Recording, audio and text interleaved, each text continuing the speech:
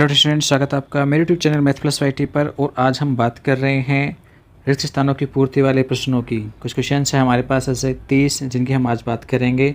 तो आइए, इससे पहले हमने जो वीडियोस लेके आए हैं उनके लिए यदि आपने नहीं देखे हैं तो प्लीज़ ऊपर आपको आई बटन में प्लेलिस्ट का लिंक दिया गया है, वहाँ से आप उसे देख सकते हो। इससे पहले हम ऑब्जेक्टिव टाइप के और वन लाइनर क्वेश्चंस लेकर के आ चुके हैं, तो आप उन्हें देख सकते हैं, अपने दोस्तों के पास शेयर भी करा सकते हैं ताकि उन्हें भी बेनिफिट्स मिल सकें। तो आइए शुरू करें। उससे पहले यदि आप मेरे चैनल पर नए हैं तो प्लीज़ चैनल को सब्सक्राइब कर लीजिए और बेल आइकन में ऑल प्रेस कर लीजिए ताकि आगे आने वाले वीडियोज़ की नोटिफिकेशन आपको मिलते रहें। आइए बिना टाइम वेस्ट किए शुरू करते हैं आज का वीडियो।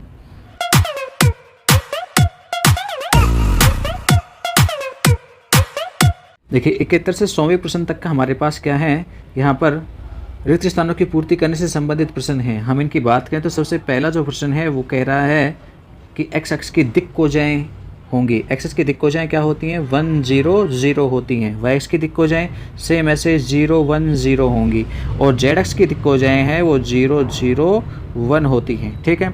74वें प्रश्न की हम बात करते हैं। सदिश आई प्लस जे पर सदिश आई माइनस जे का प्रक्षेप 2016-17 में ये क्वेश्चन आ चुका है, 2 बार रिपीट हो चुका है, एग्जाम में आपके पास आया हुआ है। तो आपको यहाँ से प्रक्षेप ज्ञात करना है। सदिश आई प्लस जे पर सदिश इतने का, तो कहते हैं जो का होता है उसको ए वेक्टर के रूप में, पर होता है उसके लिए बी वेक्टर यूज ले हम। तो आपके पास प्रक्षेप है वो कितना प्राप्त होता है? 72वां प्रश्न, वो 74वां प्रश्न है। प्रक्षेप हमें जो प्राप्त होता है वो होता है ए वेक्टर डॉट बी वेक्टर बटे में बी वेक्टर का परिमाण।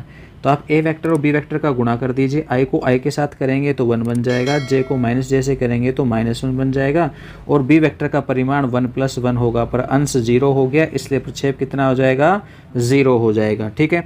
75वां प्रश्न कह रहा है कि रेखा की दिक् अनुपात 2 1 और 2 हैं तो इसकी दिक्कोजाएं क्या होंगी? दिक्कोजाएं जब कभी भी निकालनी होती हैं तो दिक् अनुपातों के वर्गों के योग का वर्गमूल निकाल लेते हैं।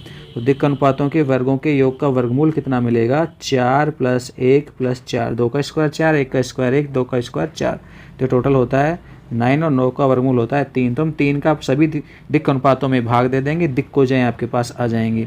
ठीक है। लेकिन रेखा की दिक्कोजाएं प्लस माइनस की फॉर्म में होती हैं, तो यानी दोनों ही दिशाएं हो सकते हैं उसकी। तो आंसर होगा प्लस माइनस में 2/3, प्लस माइनस में 1/3 और प्लस माइनस में 2/3। ये आपके पास रेखा की दिक्कोजाएं आ जाएंगी। क्षेत्रीय क्वेश्चन की बात करें तो 2 बिंदुओं को मिलाने वाली रेखा की दिक्कोजाएं होंगी। फिर से दिक्कोजाएं पूछ रहा है, 2 बिंदुओं को मिलाने वाली रेखा की, तो पहले दोनों बिंदुओं को मिलाने वाली रेखा के दिक् अनुपात निकालेंगे और फिर दिक् अनुपातों की सहायता से ही हम क्या कर लेंगे? दिक्कोजाएं ज्ञात कर लेंगे। तो पहले निकालते हैं हम दिक् अनुपात। दिक् अनुपात कैसे निकालते हैं? एक बिंदु के संगत निर्देशांकों में से दूसरे बिंदु के संगत निर्देशांक घटा देंगे। 4 - 4 0 हो जाएगा, 5 में से 2 घटाएंगे तो 3 आ जाएगा और 7 में से 3 घटाएंगे तो 4 आ जाएगा। ये तो हो गई दिक् अनुपात। अब सेम वही काम करेंगे, दिक् अनुपातों के वर्गों का योग करेंगे, उसका वर्गमूल निकाल लेंगे। तो यहाँ से आपके पास इनके से वर्गमूल जो मिलेगा वो होगा 0 + 9 + 16, तो ये टोटल हो जाएगा 25 और मान मिलेगा +-5। तो अब दिक् अनुपातों में आप भाग दे दीजिए कितने का? +-5 का, तो आंसर मिल जाएगा पहला तो 0, दूसरी दिक्कोजा होगी वो होगी +- में 3/5 और तीसरी हो जाएगी +- में 4/5। 77वां प्रश्न है, कह रहा है समतल 2x - 3y + 6z + में 14 = 0 के अक्षों पर काटे गए अंतःखंड होंगे। देखो आपके सिलेबस में समतल है ही नहीं, इसलिए हम इसकी बात ही नहीं कर रहे हैं। आपके पास ये क्वेश्चन आप छोड़ सकते हैं क्योंकि समतल हटा दिया गया है, शायद बाय मिस्टेक उन पेपर बनाने वाले से मिस्टेक हो चुकी है। तो समतल वाले क्वेश्चंस कहीं नहीं होंगे और साथ में रेखाओं, 2 रेखाओं के मध्य में कोण ज्ञात करने का क्वेश्चन भी नहीं होगा। देखिए 78वां प्रश्न देखिए, सदिश 3 i कैप की दिक्कोजाएं होंगी। देखो 3 i कैप, केवल आई कैप है आपके पास, इट मीन्स ये एक्स अक्ष के अनुदिश है, तो एक्स अक्ष की दिक्कोजाएं ही इस सदिश की भी दिक्कोजाएं कहलाएंगी। कॉमन सी बात है। एक्स अक्ष की दिक्कोजाएं क्या होती हैं? 1 0 0, तो रेखा की वो सदिश 3 i कैप की भी दिक्कोजाएं 1 0 0 ही होंगी। ठीक है। नेक्स्ट आ जाइए 79, घन के 2 विकर्णों के मध्य में कोण। 2 विकर्ण 2 रेखाओं को रिप्रेजेंट करते हैं और रेखाओं के मध्य में कोण ज्ञात करना आपके पास सिलेबस में नहीं है। फिर भी मैं यदि आप चाहो तो इसका आंसर बता देता हूँ। कोस इनवर्स 1/√3 होता है। ज्ञात करने की प्रोसेसिंग बड़ी है इसलिए छोड़िए। कोस इनवर्स 1/√3 ये मध्य का कोण होता है घन के 2 विकर्णों के मध्य। तो 4 विकर्णों के मध्य में 4 ही कोण बनेंगे आपस में एक दूसरे के साथ में और चारों एक समान ही आपके पास निकल करके आएंगे। देखिए समतल की बात कर लेते हैं हम। समतल में कह रहा है 2x + में 3y - में 32 लिखा हुआ है, 32 नहीं होंगे, ये 3z होगा। हालांकि समतल है तो ये आपके पास होगा ही नहीं। ऊपर भी अभिलंब रूप पूछा गया था, ये भी अभिलंब रूप है। वैसे मैं बता देता हूँ अभिलंब रूप निकालते कैसे हैं। 2, 3 और 3 ये क्या है, एक्स वाई और जेड के गुणांक है। तो जैसे हम ऊपर दिक्क अनुपातों के वर्गों का योग निकाल रहे थे, वैसे ही एक्स वाई जेड के जो गुणांक है उनके वर्गों का योग निकालेंगे। 2 का स्क्वायर 4, 3 का 9 और दूसरे 3 का भी 9, तो 9 9 18 और 4 22, तो √22। बस क्या करना है, आपको इस समतल के समीकरण में √22 का भाग देना है, आपके पास अभिलंब रूप आ जाएगा। 81वें प्रश्न की हम बात करते हैं। तो dx/dy इक्वल टू hx/y के रूप में वाले समघातीय अवकल समीकरण को हल करने के लिए प्रतिस्थापन क्या होगा। देखो प्रतिस्थापन क्या होगा, जो अंश वाला हिस्सा है उसका प्रतिस्थापन होता है। अंश में x है तो x का प्रतिस्थापन होगा किसके पदों में होगा, y के पदों में, जिसे कि हम vy के रूप में प्रतिस्थापित करते हैं। ठीक है, तो आंसर आ जाएगा x इक्वल टू vy। 82वें प्रश्न की हम बात करते हैं। तो एक अवकल समीकरण आपको दी गई है, इसका समाकल गुणांक पूछा गया है। तो समाकल गुणांक निकालेंगे तो पहले यहाँ से dy/dx का गुणांक 1 बनाएंगे, क्योंकि सामान्य रैखिक अवकल समीकरण इसे बनाने के लिए x का भाग देना पड़ेगा। तो ये x यहाँ नीचे आ जाएगा, और जब ये नीचे आ जाएगा तो यहाँ से y का गुणांक -1/x होगा। और फिर IF इंटीग्रेटिंग फैक्टर जो निकालते हैं वो होता है e इंटीग्रेशन p dx, और p की वैल्यू है वो -1/x हो जाएगी, यानी y का गुणांक। तो यहाँ से आपके पास y का गुणांक मिलेगा -1/x, इसको यहाँ पे रख देंगे -1/x और dx। और देखिए e -1/x के लिए समाकलन हो जाएगा log x।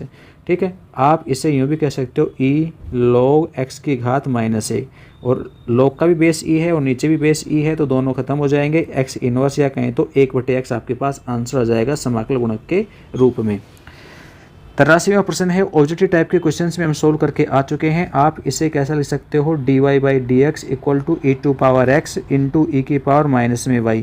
e⁻−y को इधर लेकर के जाओगे तो पॉजिटिव हो जाएगी e⁻y, और dy और dx को इधर गुणा कर देंगे, ये dx अब समाकलन करेंगे तो e⁻y इक्वल टू e⁻x और प्लस में समाकलन स्थिरांक c जोड़ देंगे, आपके पास आंसर हो जाएगा। हालांकि हम इसे पहले सोल्व कर चुके हैं ऑब्जेक्टिव टाइप क्वेश्चंस में। 84वां प्रश्न है, इसमें कोटि पूछी गई है। तो कोटि क्या होती है, अधिकतम आपके पास अवकलज की संख्या। तो कितनी बार अवकलन हुआ है यहाँ पर, 2 बार, तो ये इसकी कोटि हो गई है 2। नेक्स्ट वाले में कह रहा है dy/dx इक्वल टू a² का हल होगा। हम dx को इधर गुणा कर देंगे और समाकलन करेंगे तो y बराबर a²x और प्लस में c इसका हल आ जाएगा। 86 की बात करें हम तो एक अवकलन समीकरण लिखी हुई है, इसकी घात पूछी गई है। घात क्या होती है, सबसे बड़े अवकलज कोटि वाला जो आपके पास पद है उसकी घात ही अवकलज की घात अवकल समीकरण की घात होती है। तो अवकलज आपके पास यहाँ है और इसकी घात 1 है। कितनी है, 1। 87वें प्रश्न की बात करें तो वक्र कुल x² + y² बराबर a² के लिए अवकल समीकरण होगी। इसका डिफरेंशिएशन कर अचर राशि को हटा दीजिए, अचर राशि हटते ही अवकल समीकरण आ जाएगी। तो 2x प्लस में 2y और y का डिफरेंशिएशन dy/dx और a² का 0। तो देखो यहाँ से अचर राशि हट गई है तो समीकरण बनेगी 2 तो हटाया जा सकता है, x प्लस में y और dy/dx इक्वल टू 0। ये आपके पास आंसर आ जाएगा इसके लिए 87वें प्रश्न के लिए। 88 में कह रहा है अवकल समीकरण इतने की कोटि dy/dx कितनी बार अवकलन हो रहा है, केवल 1 बार, तो कोटि 1 हो गई है। 89 में पूछ रहा है एक अवकल समीकरण मिली है उसकी घात कितनी होगी। देखो यहाँ पर आपके पास जो फलन चरघातांकी फलन है वो मानक रूप में नहीं है, घात x वगैरह में ना हो के अवकलज के रूप में है, तो अवकल गुणांक के रूप में घातें हों तो इस कंडीशन में घात विद्यमान नहीं होती है। तो यहाँ पर घात विद्यमान नहीं है। ठीक है, तो यहाँ पर विद्यमान नहीं होगी, ये ध्यान रखना है। 90वें प्रश्न की बात करें तो x प्लस में y dy इक्वल टू 0 की कोटि है। आप इसे यूँ भी कह सकते हो y dy इक्वल टू, या dx का पूरे में भाग दे दीजिए x प्लस में y और dy/dx इक्वल टू 0, जो कि अभी अभी ऊपर हमने 87वें प्रश्न को सोल्व किया था वही मान है। तो यहाँ पर अवकलन कितनी बार हो रहा है, 1 बार, तो इसकी कोटि कितनी हो गई है, 1। tan x का समाकलन हम जानते हैं, tan x का समाकलन क्या होता है, log sec x होता है। ठीक है, और प्लस c समाकलन स्थिरांक, इंटीग्रेशन e⁻3x dx, e⁻3x का समाकलन e⁻3x और x का गुणांक 3 है तो 3 का भाग दे देंगे, ये आपके पास समाकलन हो जाएगा। cot² x का ऊपर करके आ चुके हैं। cot² x का समाकलन क्या होता है, cot² सीधा तो होगा नहीं तो हम इसको किस में बदल देंगे, cosec² x -1 में। और अब हम इसका समाकलन करेंगे तो कितना आ जाएगा भाई, इसका समाकलन आपके पास होगा माइनस में cot x और -1 का होगा x, तो आंसर होगा माइनस में cot x और माइनस में x और प्लस में c। नेक्स्ट 94 है, वो आपके पास एक फॉर्मूला है सीधा सा, 1/√x² माइनस में a², किस में आएगा मान, लोग में, x प्लस में √x² माइनस में a² और प्लस में c जोड़ देंगे। 95 वाला है, ये अभी पीछे वीडियो में हमने कराया था, खूब जगह काम आ रहा था। इसका समाकलन आपके पास सूत्र है सीधा सा, x/2 √a² माइनस में x² प्लस में a²/2 और साइन इनवर्स x/a प्लस में c होता है। ठीक है, ऐसे ही 96वां है, ये भी सीधा फॉर्मूला है। इसी क्रम में सेम x/2 √x² माइनस में a²। ध्यान देना a² पॉजिटिव था तो यहाँ a² पॉजिटिव है, और यहाँ a² नेगेटिव है तो a² नेगेटिव ही लिखना है। और सामान्यतया ये पद बटे में होता है तो साइन में आता है, और ये वाला पद बटे में है तो 94% में देख सकते हो लॉग में है, तो ये मान हो जाएगा same as it is log में।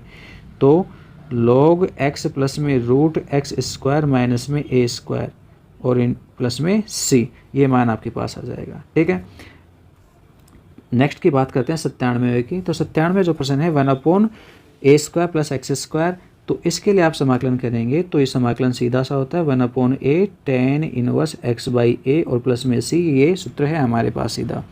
98 की हम बात करेंगे तो ये आपके पास किस फॉर्म में है, a² माइनस x² की फॉर्म में है, और इसका समाकलन किस में आएगा, log में आएगा। हमने पढ़ा है 1/2a, a की जगह पर 16 को हम लिख सकते हैं 4 का स्क्वायर, तो 4 आ जाएगा a का मान, और log कितना होगा, ऊपर होगा a प्लस एक्स, a की जगह 4 और x की जगह पर 3x का होल स्क्वायर था तो 3x, और ऐसे ही नीचे और करेंगे तो हो जाएगा 4 माइनस का 3x। पर ध्यान देना x का गुणांक 3 है तो यहाँ पर पूरे में 3 का भाग भी लगेगा, वो 3 का भाग मैं यहाँ गुणा कर देता हूँ, तो आंसर हो गया 1/24 और log 4 प्लस में 3x बटे में 4 माइनस का 3x और प्लस में c।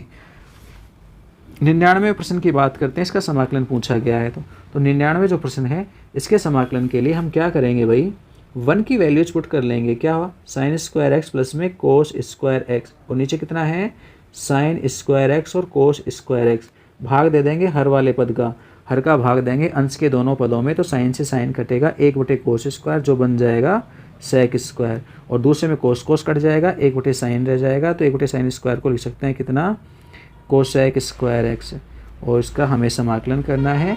sec² का तो होता है tan x और cosec² का होता है माइनस में cot x और प्लस में जोड़ देंगे c। 100वें प्रश्न की हम बात करें तो 100वां सीधा सा है, इंटीग्रेशन 1/x dx किसका मान होता है, log x प्लस c के फॉर्म में होता है। ठीक है, तो स्टूडेंट्स ये थे हमारे पास सभी खालिस्तान वाले प्रश्न, रिक्त स्थानों की पूर्ति वाले 30 क्वेश्चन थे, हमने सोल्व कराया। इसी प्रकार के कोई अन्य और जानकारी हम लेके आएंगे नेक्स्ट वीडियो में। हम बात करेंगे 2-2 अंकों के प्रश्नों की। तब तक के लिए इजाज़त दीजिए, और हाँ वीडियो अच्छा लगे तो प्लीज़ लाइक करें, दोस्तों के पास शेयर करें। धन्यवाद।